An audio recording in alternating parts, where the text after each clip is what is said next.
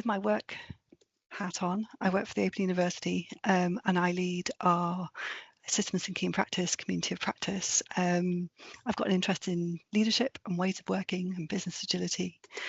And yeah, I first presented this session at an Open University Professional Services Leadership Team conference. So it was a group of over 100 people in a room, in a physical room.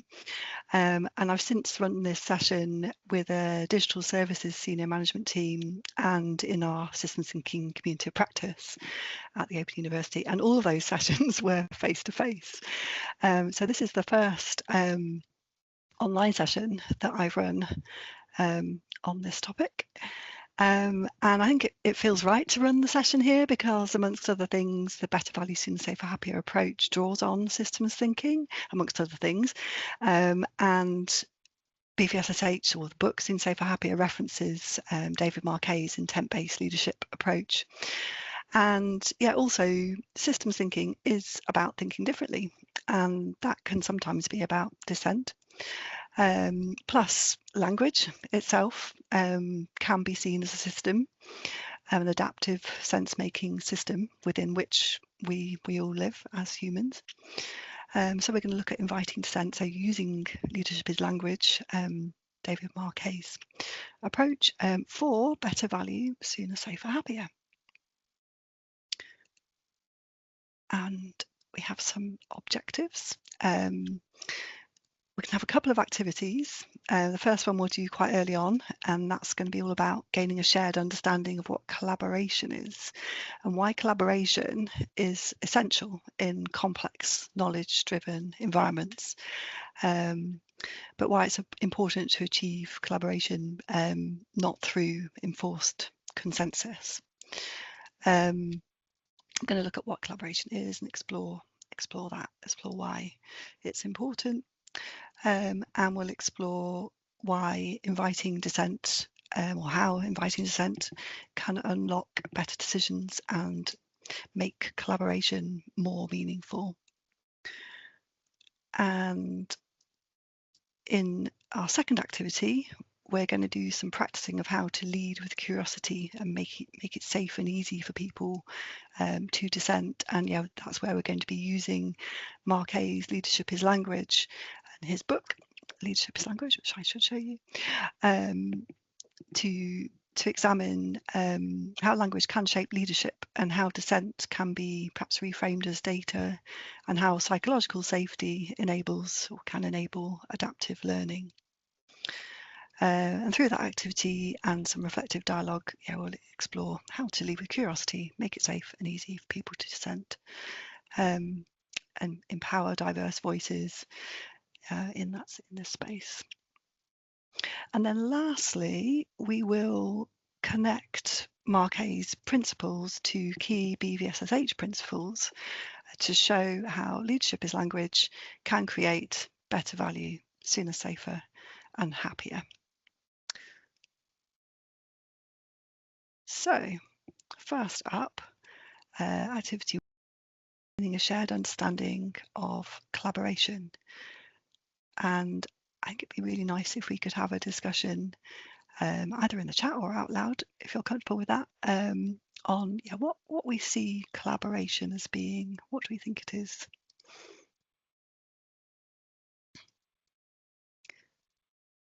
What are your thoughts on that?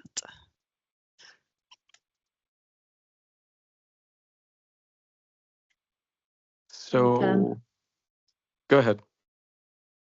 That's right, carry on. So I think it's working together and aligning on a common goal. Nice. And the shared understanding is aligning on that common goal, understanding the problems we're trying to, what is the problem we're trying to solve? The great question. And how do we, you could go in so many places, like what roles do we play and how do our different viewpoints, skills, talents, etc., contribute to, work together, and don't work together in patterns and anti-patterns. And I'm going on mute. Oh, nice. Oh, thank you, Steve. That was really helpful. And yeah, we've got some comments in the chat as well. So I think Donald, you said kind of similarly, collaboration is about 2 or more people working together to achieve one common outcome. I think that resonates with what Steve was saying. That sort of, yeah, having a shared understanding of the outcome you aim to achieve. But yeah, Steve talked also about perhaps drawing on a diversity of perspectives, understanding where different people are coming from. Dean's put an exchange of views and collective effort, which again I think aligns with that previous thinking. And then is it Jason? You've said people and/or teams working together for aligned, but yeah, not necessarily shared goals. Yeah, that's an interesting one because different people with different perspectives, yeah, might have different agendas, mightn't they? So their goals may not actually be completely aligned. Yeah, super helpful. I can see some clapping from Steve. Thank you. That's obviously resonating. And Kate, oh, a feeling of we did it together rather than I did this. Yeah, nice. Thank you. Okay, and then so we've explored a little bit collaboratively what we feel collaboration is. And is there anything else we'd like to share about collaboration in terms of how it looks in our worlds and our organisations, recognising we perhaps sit in quite different sectors and places, possibly.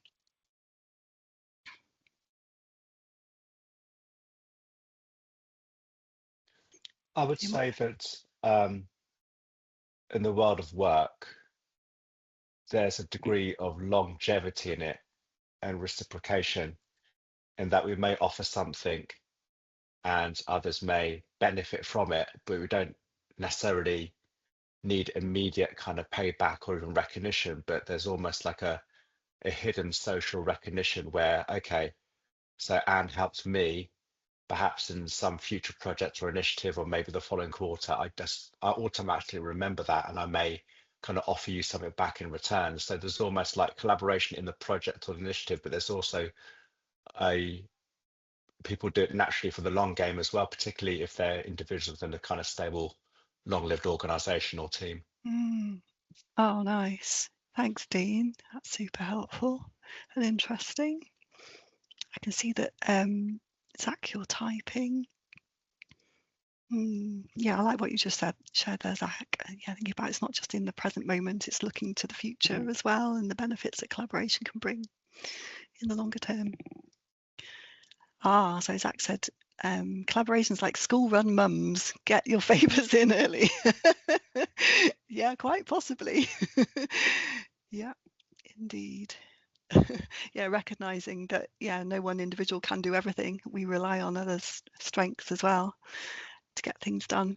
And Richard has shared, sometimes it's working together to achieve different individual goals to achieve a common organisational goal, working together when we don't agree. Oh yeah, nice. And I think that fits with the first part of the conversation we've been having in here as well, about recognising that, yeah, people might not be completely aligned. Yeah, nice. Yeah, okay. I think I'm going to move us on.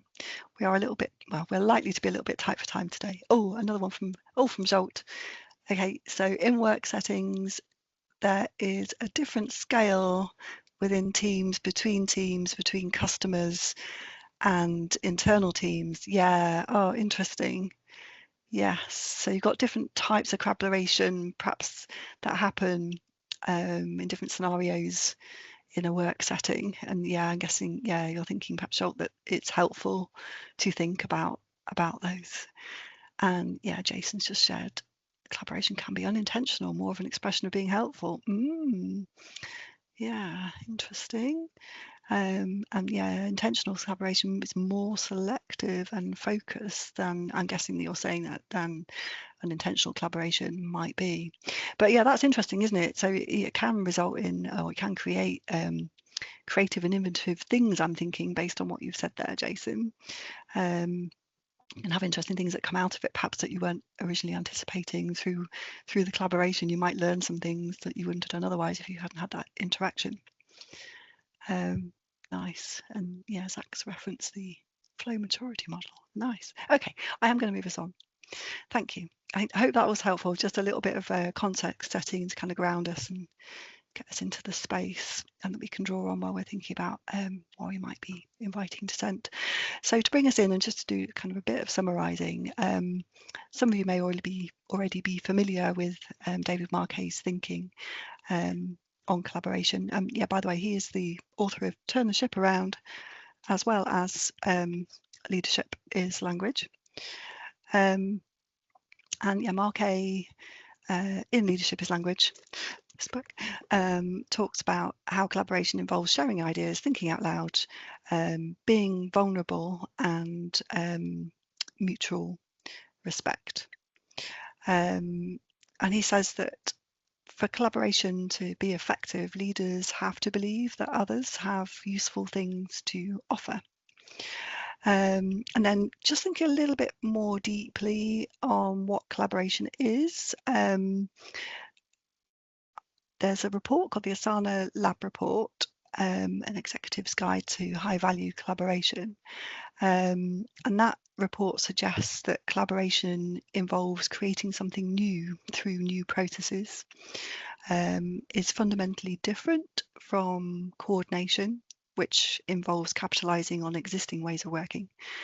And in the Asana report, it also talks about how collaboration requires high levels of cooperation between individuals or teams who jointly own, in a highly connected and communicative way, creating a new outcome together. And yeah, I think that brings us back to our conversation. I think that kind of aligns with what we were talking about. So moving on a little bit more, why invite dissent? Well, for several reasons. Marquet talks about how leaders often default to driving consensus, perhaps by compelling or maybe worse, coercing people to agree with their point of view. However, that can inadvertently reduce psychological safety and limit the diversity of thought that's necessary for navigating complexity. And inviting dissent offers an alternative path, so one that embraces variability and encourages open dialogue and fosters shared learning. So by loosening control and allowing more voices into the conversation, leaders can unlock richer insights for better decision making. And yeah, Marquet briefly talks about how dissent can also be a source of data rather than disruption. So inviting dissent enables teams to challenge assumptions and surface blind spots, co-create solutions that are more robust and contextually relevant. And yeah, I'm thinking this approach aligns with the principles of better value, sooner, safer, happier, which emphasize empowerment, inclusion, and emergent thinking. So inviting dissent can transform collaboration from being a consensus-driven activity into a more meaningful system of shared learning and growth. And perhaps improve the sense of belonging to and team morale, so people feel heard. Yeah, even if the decision that's being taken forward isn't one that an individual necessarily agrees with, they feel heard. And the important thing is that the team makes a decision and moves forward together, recognizing that perhaps not everyone's in the same space, but recognizing the importance of coalescing around the decision. Okay, so that's a little bit around collaboration and what it is. We gained a bit of a shared understanding in the group as to what we think that might be, and yeah, a little bit of sharing there around Marquet's views on why it's important to invite dissent and how that can be helpful and how that might relate to BVSSH principles. Okay, so back to Marquet again, or keeping on the theme of Marquet, what do we need for collaboration? Marquet has a big emphasis on the we. So before we look at his Leadership is Language principles, which we will do, I think, on the next slide, or slide after this one, I'll talk briefly about Marquet's Leadership is Language Framework 5. His Leadership is Language book has 5 frameworks, 5 leadership frameworks associated with it. And Framework 5 is about leaders acting their way to new thinking. So Marquet's suggesting that leaders can act their way to new thinking, change the environment by being careful about their use of language. And the particular thing he's talking about here is the use of we as opposed to they. And there's a little cartoon on the left-hand side which I've borrowed from Marquet's video on this, where a sailor on a ship is talking about how a wrong part has been ordered, and he struggles a little bit to begin with to use the word thee, but he gets there in the end. we ordered the wrong part as a team. And Marquet talks about how using language and using we in particular can create a mindset change, an environment where there's no blame or recrimination, which can be helpful to how we go forward as a team. And he talks about creating a circle of we as a multidisciplinary team, so having we as part of a shared language, so that people feel like they're part of one team or a team of teams, maybe one tribe even. And here are a set of Leadership is Language principles that relate to what we need for collaboration. Marquet talks about pushing authority for decision making to where the information is, letting the doers, people doing the work, be the deciders, and making this safe through something called intent-based leadership, which is referenced in the Sooner Safer Happier approach. And he talks about involving everyone in both thinking work and in the process work. So I think in BVSSH terms, that's empower the how. So allocate time for thinking together to make decisions on where to play and how to travel, progress, and deliver, as well as working together on the actual work. And Marquet talks about how collaboration is built through asking curious questions with no blame as opposed to giving commands. And Marquet uses something called clean language, and there's a couple of examples of this on the slide. So what do you see and what would you like to have happen are examples of clean language. But as I said before, it's really important that leaders believe that others can contribute meaningfully. And when there isn't consensus on a decision, it's the leader's obligation to listen to dissenters and respond with curiosity, and not to stall decisions until everyone's convinced of a new direction, because stalling or stopping might give too much power to the dissenters. But if we respond to dissent with curiosity, then dissent won't feel disharmonious. It will feel just part of a helpful conversation. And Marquet suggests that all of the above help foster the conditions for successful collaboration, leading to better decisions, innovation, and organisational resilience. So, meaningful collaboration matters. Knowledge work and uncertain times, there are many unknowns and no one person has the full picture. Collaboration can help us navigate complexity, not by driving consensus, but by engaging with those diverse multiple perspectives through inviting dissent and by asking better questions. And collaboration's co-creation, it's shared ownership, shared risk, shared reward perhaps, and well, hopefully in most cases it's shared reward, and it's also costly and complex, and that's something that the Asana Lab report talks about, the fact that collaboration is an overhead, so it's important to be intentional about when we do it.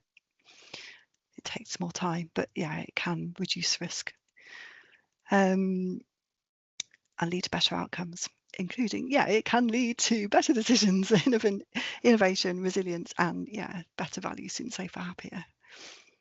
And it can produce new ways of working, and therefore collaboration can require new goals and performance metrics and incentives as well. Oh, thanks, Zach, in the chat. Yeah, this requires consistent language, and that's not always in place. Yeah, absolutely, and that's definitely a thing.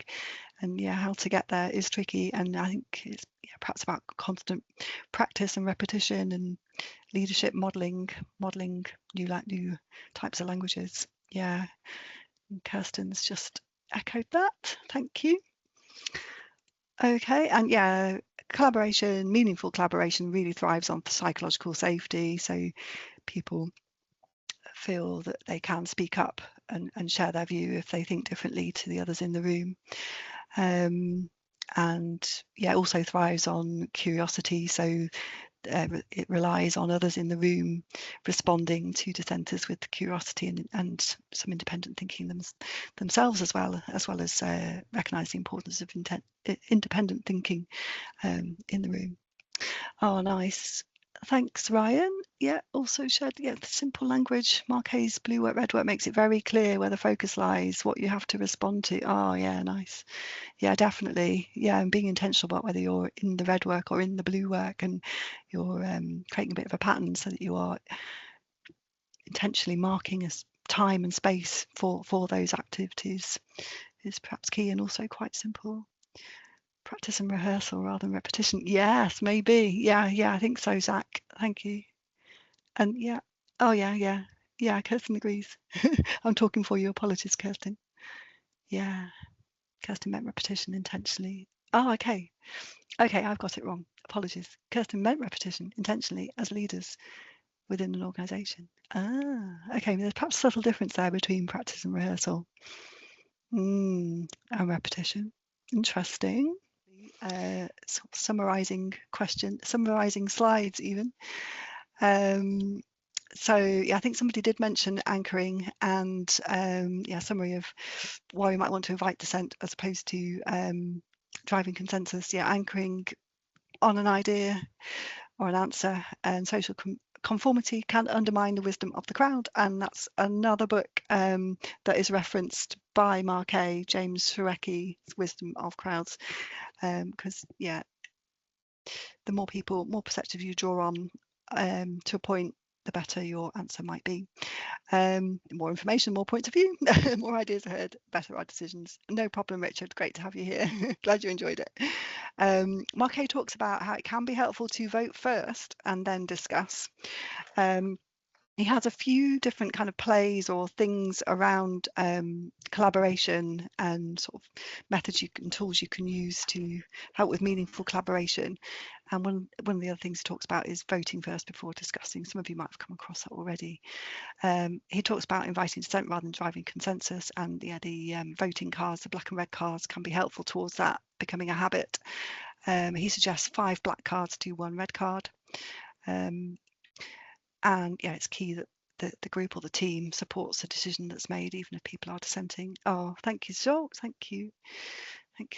And then yeah, this slide just illustrates the key Marquet principles initially that are necessary for supporting meaningful collaboration, and I've related those to key BVSSH principles, and I've shown how they kind of what the connection is between the Marquet principles and the BVSSH principles towards delivering better, values, sooner, safer, happier.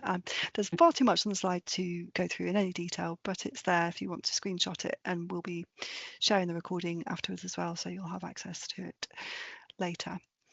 A set of learning outcomes. We've looked at what collaboration really means and what it means to us in our context, why meaningful collaboration is important, and why inviting dissent where appropriate and applicable is essential in complex knowledge-driven environments. We looked at some tools and behaviours that foster high-value collaboration, and hopefully we've got a bit of an appreciation of how to lead collaboratively through language and mindset, how to make it safe and easy for people to dissent, recognising that it's something that have to perhaps be repeated, if not practiced, drawing on our conversation earlier. And we've looked at how Marquet's principles connect with key principles with better values, sooner, safer, happier, and the sooner, safer, happier approach. So going forward, our next best steps might be that, yeah, we can use language to act our way to new thinking, change the environment, invite dissent using what and how questions, and we might need to develop measures of performance and incentives for collaboration if we've created some new things out of our collaborations. We think we might do. Set of references are in there and links to the things that we've shared. I will just share a little bit with my systems thinking hat on. Engaging with multiple perspectives is a key element or a key idea within systems thinking, and this slide just illustrates the 3 key ideas. So understanding interrelationships and reflecting on boundary judgments are the 2 other things on there. And if you're interested in systems thinking, then you can explore further for free on OpenLearn via the Systems Thinking Hub. It doesn't include this session on there. Maybe one day it might do. I don't know. There we go. That is it. And thank you. Loved it. I loved it. I really enjoyed it. And yeah, really interesting to hear your thoughts. I think every session, every time I've run this, different people have come up. Yeah, people have come up with different answers and ideas and thoughts, and yeah, it's quite fascinating, really. Could pick up on one thing. That was really brilliant. Thank you. You're welcome, Zach. And yeah, you were talking about how decision making happens in a military context and what Marquet might have been looking for through the exercise. I will just share that that exercise is based on an idea within the Leadership is Language book. But there's not a lot of detail as to how to run it, so I decided that myself. And I don't have a military background, but yeah, I could relate to what you were saying. It was interesting and helpful. Yes, ma'am.